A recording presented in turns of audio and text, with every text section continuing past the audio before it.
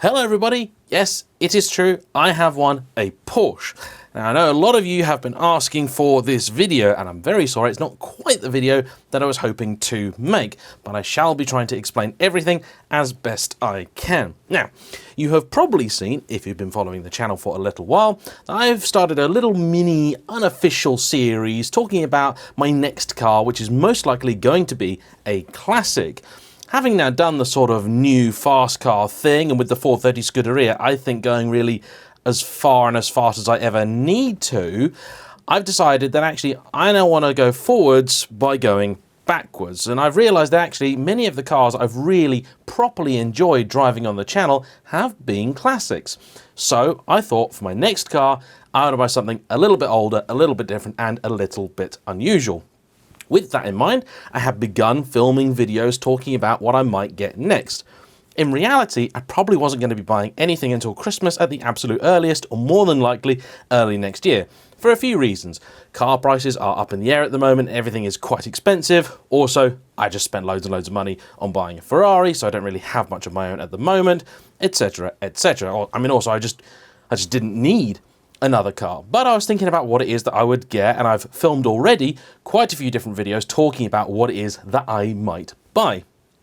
One of the options I was considering for a long time was a Porsche 944 or 968. Now, the truth was the 968 is probably going to be a little bit beyond budget, but the 944 is a car that I've really enjoyed, particularly in S2 form, and it's a car that does really tick most of the boxes for me. It's fun, it's semi-practical, it's not so big that you can't park it anywhere or enjoy it down a country road. It's a Porsche, and Porsche content always does quite well for me, and it's one of those really cool cars that everyone remembers, but not a lot of people are doing much content on. I know the Car Throttle guys have recently done a little bit. I've done a few videos in the past as well, and they've always done quite well, so I was thinking about one of those. As I was doing some of my own research, a video from TGE cropped up where he was driving a 944 Turbo S. Now, I actually experienced a 944 Turbo S about 10 years ago. I was working for a local Porsche dealer and I had to go and take one out and get some photographs. I actually still have the photographs. Here they are.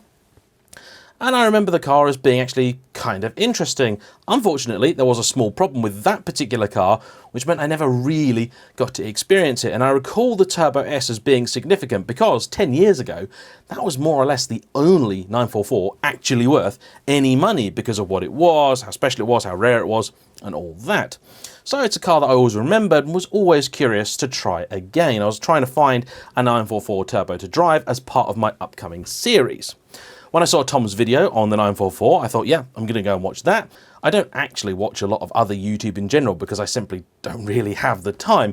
But that video cropped up and I thought, yeah, I want to see what that's all about. And when he said the car was being given away in a raffle type thing with this company Classic Giveaways, I thought, why not? I don't really do that sort of thing very often. I will do it on occasion. If there's a car coming up that I think I would actually buy with my own money, as a treat to myself, every now and again, I will buy a couple of raffle tickets. I never do it at BOTB because they have paid me in the past, and that annoys me because they do have some cars I'd really rather like, but obviously I always think, well, that probably wouldn't look very good if I won one of those, so that was always out.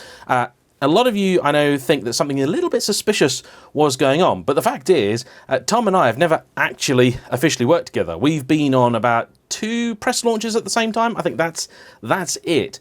We speak very, very seldom, so we've spoken obviously a lot more in the last month, but that's it. We don't really know each other. So I was like, oh, that's a cool, interesting looking car. The tickets were up for I think $9.99 at the time as the sale that they had on. So I bought 5 of them, so 50 quid. It was coming up to my birthday, so I thought, wouldn't that be nice? 944, little birthday treat. I mean, you just assume, I think, with these things that I'm like, yes, I would love to win one, but it's not really going to happen, is it? So I did that. Kind of forgot. Got an email through saying they were doing, a last-ditch sale. They were trying to sell out the tickets, and they were then selling them for a £5 ago. So I bought another 10 of them, and then forgot about it. Then it was probably like 2 weeks later or something. I get a phone call. I was sat here at this desk editing. The phone rings. I answer it, and this guy says, "Oh, hey James, it's Tom TG." So my first thought was, how did he get my number? But I thought, maybe I've given it to him at some point in the past. And I don't know. So I was just sort of like, oh, hey, Tom, how's it going? We'd spoke a little bit about maybe doing something together with the 2 Ferraris, his Testarossa and my 550. something like that. So I thought he was going to ask me about doing something like that. And he said, oh, you remember the 944 competition that you entered? And I was like, yeah. This all went out on Instagram Live. I don't think you can actually retrieve the story this late on, but it did.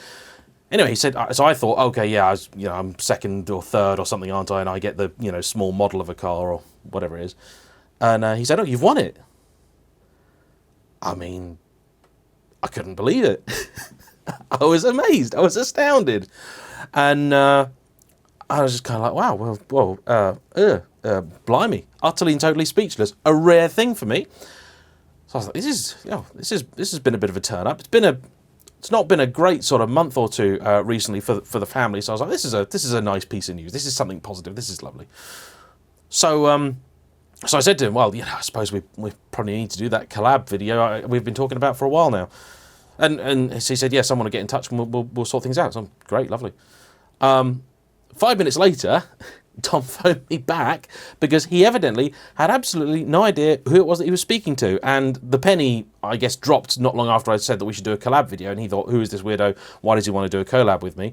And then all of a sudden he realised. We had a good laugh and joke about it.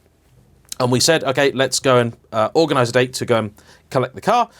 So we organised a date. My friend Jack from number 27 very kindly gave me a lift over there to get the car. Anthony and Damani, just Anthony from Sports and Touring. Damani couldn't come along. So Anthony was there. So he came along as well, did a little bit of filming at the day. We were at Caffeine and Machine. So we kind of just went and hid in the corner, really, so we could get some filming done. And yeah, they came, handed over the car. Came with loads and loads of paperwork. It's a really nice, cool car with a lot of history. I did get some video at the time, which is how we've got these shots of the car. But, as you probably guessed, it's not actually here at the moment. I haven't sold it. I may sell it. It's something I'm thinking about. But if I do sell it, it is going to be replaced with something that is equivalent. I'm not just going to flog it and just take the money and run. I want to use this opportunity to kind of do what it is that I said that I was going to do, which is get a classic car. I want to drive the turbo around for a bit.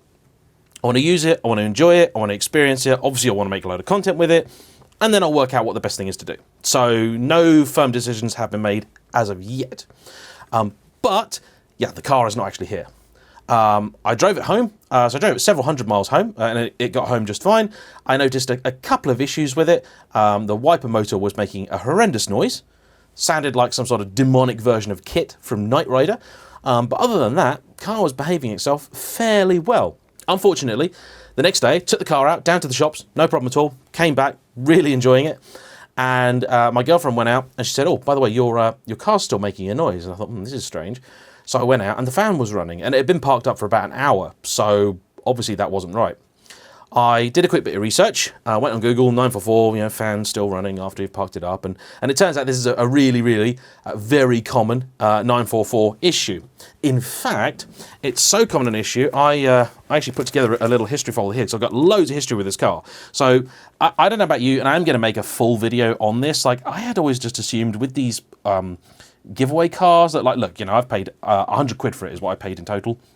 And annoyingly, I looked up which number it was that I had that I won it with, and it was a number from the first batch. I kind of hoped maybe buying that second batch, was that the thing that won it? No, actually the number picked from the first time around got it. Anyway, so I always assume with these cars, they're going to be dodgy cars, they're going to have no history, they're going to be the cars that were otherwise totally unsellable. Not the case at all. I'll be doing a full video on this car and its history when it returns, but the problem that I experienced actually was also experienced in September 1998. Because I've got the history for it. So exactly 23 years ago, same thing happened. What it is, there's two possibilities for this 944 problem. It's a good news, bad news in each scenario. One possibility is that the fan relay has packed up. The good news there is it's a very easy thing to fix. I could fix it on the driveway, no problem at all, because you just open bonnet, open fuse box, take relay out, put new relay in. The bad news there is that's a £200 part. Unfortunately, that's not what my problem was. My problem was the other possibility, which is a thermal switch on the radiator itself. Now, the good news there, that's only a £20 part. The bad news is you can't actually get to it very easily. It's got to be on a ramp. So I was always intending to get this car taken over to my Porsche specialist, which is William Francis, who are a specialist in Suffolk. I've known them for a very long time. It was always going to go there just for a good once over, service, anything needs servicing, all that kind of stuff. But evidently, I thought, right, we need to get the car over to them ASAP. The reason it had to go over to them immediately was because of a really, really very un-Germanic and stupid piece of design. So here's the issue. Car thinks it's still hot, so the radiator fan will keep blowing essentially until it runs the battery down. So this car though has had an isolation key fitted to it at some point in the past. So my first thought was, it's okay, what I'll do, I'll be clever, I'll let the car cool down for 5 minutes and then I'll cut the power and then I'll just lock it manually. Problem though, the battery and the isolator switch are both in the boot. This normally wouldn't be an issue, and there's the boot. Look, there's a key to open the boot, but the key to open the boot on a 944 is actually not a sort of physical, key barrel. You turn it, but what you're actually doing is activating a solenoid, which will then release electrically the boot. So if you go in the boot, turn the isolation key, and shut it, then if you try and open it, there's no power to get back in. So you would have to open the door and clamber through to get into the back to turn the power back on. And in a 944, that's not particularly glamorous. So I was kind of stuck with either I basically leave the boot permanently open, which is not ideal, or I cut the power and try and solve things. I could take the relay out, I found out, but that I didn't want to keep having to do that all the time. So we decided to have it carted off to William Francis, who are currently working on it now. So that is where the car is. I apologise that I haven't made any other content on it thus far. I wanted to make some videos on it pretty much as soon as I got the car, but this kind of happened.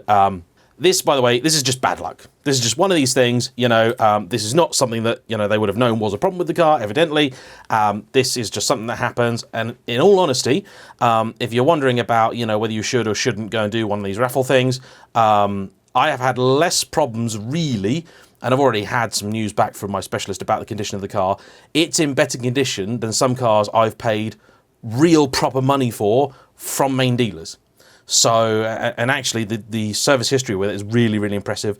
Previous owners have spent quite a bit on it and really, really looked after it. So I'm going to try and do right by this car. And if it does go, I would like it to go to somebody that is going to, appreciate it, cherish it, and et cetera, et cetera. So I've already had at least one person try and buy it off me. It might even wind up going to them because they actually had a car just like it about 25 years ago. And that would be really nice if it could go back to them. But that's not confirmed yet. That's all up in the air. So I just wanted to do a video introducing the newest member of the fleet. Very unexpected, very lovely, of course. Slightly annoying because it's knackered my series on going and buying another classic, but it has also opened up some other possibilities because it means now that my budget, if I do decide to change it, may go further than it originally was going to, because now I can use this as a part exchange. So yeah, whatever you'd like to know about the car, please do drop me a comment down below. I'm going to try and answer as much as I can, make a lot of content with this, because honestly, other than Tom's videos, there really isn't a lot out there about the Turbo S, because it's such an unusual and I think kind of cool car. So there we have it, brief little video from me. Thanks as always for watching. I'll see you for the next one. Bye bye.